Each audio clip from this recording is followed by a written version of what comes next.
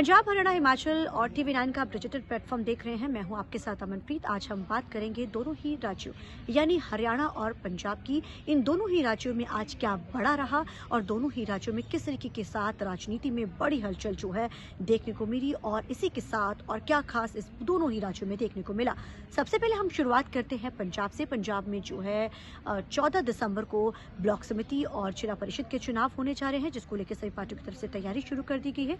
आम आदमी पार्टी की तरफ से आज अपने उम्मीदवारों की लिस्ट जो है वो जारी कर दी गई है और अगर इस उम्मीदवारों की लिस्टों का जिक्र किया जाए तो आम आदमी पार्टी की तरफ से पूरी कोशिश की गई है कि जो उनके जितने भी कार्यकर्ता हैं या पार्टी के जितने भी वर्कर्स हैं या तमाम जो लोग हैं उनको जो उनकी तरफ से इस लिस्ट में नाम शामिल किए गए हैं जो कि जिला परिषद या ब्लॉक समिति में जो एक अच्छा दमखम रखते हैं और पूरी कोशिश की जा रही है कि किस तरीके के साथ जो है इन चुनावों को जीता जाए।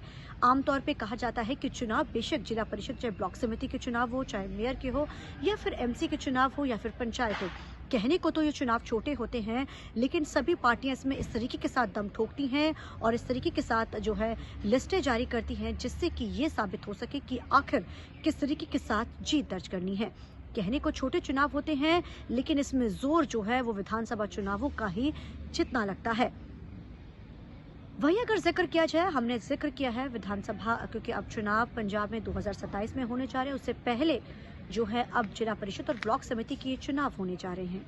अब इसको लेकर जहां सभी पार्टियों की तरफ से दमखम ठोका जा रहा है और सभी पार्टियों की तरफ से कोशिश की जा रही है कि इन चुनावों को में जीत दर्ज की जा सके। अब अगर इन चुनावों का ही जिक्र कर रहे हैं तो आज जहां भाजपा का एक वफद जो है इलेक्शन कमीशन जो चुनाव आयोग से मुलाकात करके आया, उनकी तरफ से कोशिश जो ये की गई, मांग भी ये की गई है कि माफ कीजिएगा कि इस चुनाव के अंदर वीडियोग्राफी की जाए क्योंकि जो उन्होंने ये आरोप लगाया है भाजपा की तरफ से कि दुरुपयोग जो है मशीनरी का, सरकारी मशीनरी का किया जाता है। वहीं अकाली दल की तरफ से भी एक वफद जो है आज इलेक्शन कमीशन से मिला। अगर बात की जाए अकाली दल का जिक्र किया तो सुखबीर बादल ने भी आज एक बड़ा बयान जारी किया क्योंकि वो चुनाव प्रचार में उतरे हुए हैं। उनकी तरफ से कहा गया है कि किसी भी तरीके के साथ धांधली नहीं होने दी जाएगी। शीतकालीन सत्र की शुरुआत हो चुकी है और अगर आज जिक्र किया जाए क्योंकि हम पंजाब का जिक्र कर रहे हैं तो पंजाब के चुने हुए जितने भी सांसद हैं उनकी तरफ से जो सबसे ज्यादा मुद्दा उठाया गया है क्योंकि पंजाब में बाढ़ के हालातों से अभी पंजाब उभरा है। सभी देश ने देखा कि पंजाब में किस तरीके के साथ हालात बने, लोगों अपने घरों से बेघर हो गए, जमीनें जो है उनकी तबाह हो गई, उनकी फसलें तक तबाह हो गई। अब ऐसे में ये मुद्दा जो है संसद में उठाया गया। मालविंदर कंग की तरफ से कहा गया कि बेशक पंजाब के अंदर जो केंद्र सरकार की तरफ से कहा गया था कि जो फंड जारी करना था, राहत फंड, वो नहीं दिया गया। पंजाब में भारी नुकसान उन्होंने कहा हुआ। जब बात अगर दूसरे राज्यों की होती है या दूसरे स्टेट्स की होती है तो प्रधानमंत्री की तरफ से तुरंत तौर के ऊपर राहत पैकेज जारी कर दिया जाता है। जब बात पंजाब की होती है तो उसके साथ हमेशा से ही दुर्व्यवहार किया जाता है, पंजाब को निग्लेक्ट किया जाता है। उन्होंने ये तक कहा कि पंजाब के हालात सब लोगों ने देखे। अब ऐसे में अहम हो जाता है कि पंजाब की जो राहत पैकेज थी उसको जल्द से जल्द जारी किया जाए। पंजाब के अंदर जो नुकसान हुआ है उसकी भरपाई जो है वो पंजाब में की जाए। उन्होंने इन शब्दों के साथ संसद में ये आवाज जमकर पंजाब के जो जितने भी MPs थे उनकी तरफ से उठाई गई।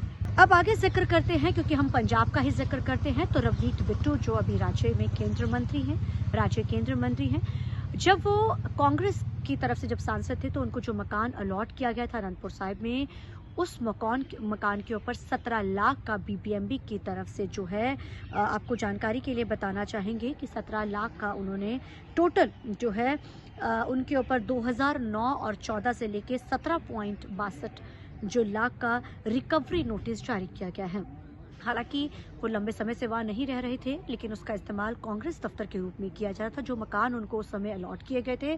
जिसके बाद हालांकि कई बार नोटिस भी भेजे गए थे BBMP की तरफ से लेकिन किसी भी तरीके का कोई नोटिस का जवाब नहीं दिया गया, जिसके बाद ये रिकवरी नोटिस जारी कर दिया गया है। अब इस रिकवरी नोटिस के बाद अब किस तरीके के साथ अब आने वाले दिनों में रवनीत बिट्टू इसके ऊपर किस तरीके का बयान देते हैं क्योंकि कांग्रेस की तरफ से इसको इस्तेमाल भी किया जा रहा है दफ्तर के रूप में। अब आने वाले दिनों में कैसे राजनीति इस पे गरमाती है ये भी देखना बड़ा अहम रहेगा। क्या वो रिकवरी उसको जो है भरपाई वो BBMP की तरफ से उनकी तरफ से की जाएगी रवनीत बिट्टू की जो है वो करेंगे, वो देखना बड़ा अहम रहेगा। पंजाब के मुख्यमंत्री इस समय जापान दौरे पर है। आज उन्होंने जापान में एक रोड शो में वो शामिल हुए, क्योंकि पंजाब में कैसे इन्वेस्टमेंट को बढ़ाया जाना, इसके ऊपर बढ़ावा जो जोर है वो पंजाब के मुख्यमंत्री का है, क्योंकि अब 2027 में चुनाव होने जा रहे हैं और बाकी जितनी भी विपक्षी जो पार्टियां हैं वो लगातार ये सवाल खड़े कर रही हैं कि आखिर पंजाब में 4 साल गुजर गए लेकिन किस तरीके की इन्वेस्टमेंट हुई है, इसका डाटा विपक्षी पार्टियों की तरफ से लगातार उठाया जा रहा है सवाल।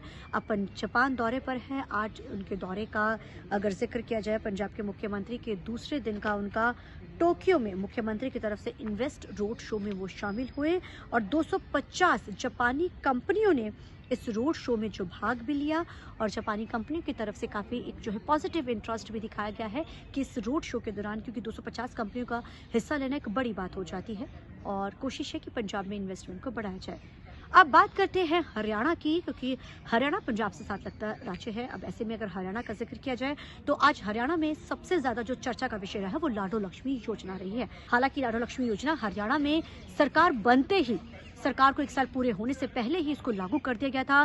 पहले ही बजट में हरियाणा के मुख्यमंत्री नैब सिंह सैनी की तरफ से इसकी जो घोषणा कर दी गई थी, आज उसकी दूसरी किश्त जो है वो जारी कर दी गई है और इस मौके के ऊपर नैब सिंह सैनी के साथ उनके कई जो वजीर भी समय मौजूद थे। और क्योंकि अब हरियाणा में लाडो लक्ष्मी योजना का दूसरी किश्त जारी कर दी गई जिसमें कई जो महिलाएं जो है इसमें लाभार्थी रही और हरियाणा सरकार इसको बड़ी उपलब्धि के रूप में भी देख रही है और इसको भुनाया 2027 के चुनाव में, जहां पंजाब में भी जाएगा तो जो बाकी राज्यों में चुनाव होने जा रहे हैं उसमें भी इसको जमकर भुनाया जाएगा।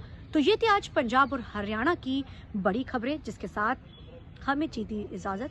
चंडीगढ़ से TV9 की रमनप्रीत कौर।